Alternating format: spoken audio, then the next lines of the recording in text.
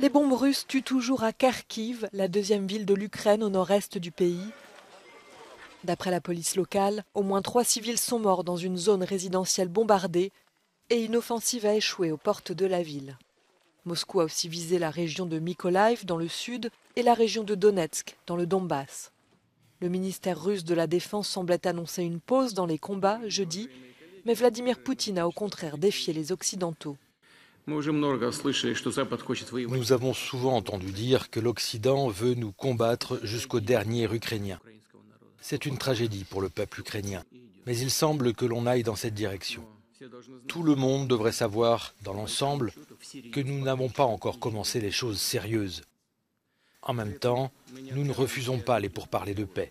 Ceux qui les refusent devraient savoir que plus cela durera, plus il leur sera difficile de conclure un accord avec nous. Ces déclarations interviennent alors que les États-Unis accélèrent leur livraison d'armes à Kiev. 2 sénateurs américains étaient sur place jeudi.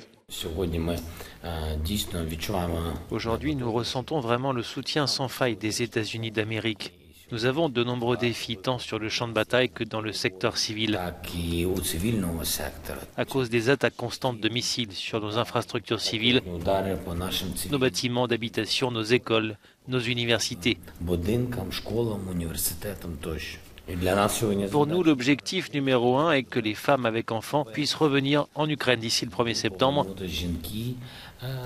afin que les enfants puissent aller à l'école. Dans le Donbass, les moissons ont commencé dans des champs parfois mutilés par des cratères. La guerre complique les récoltes.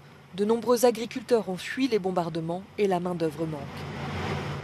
Les Russes occupent plus de 20% des terres agricoles en Ukraine.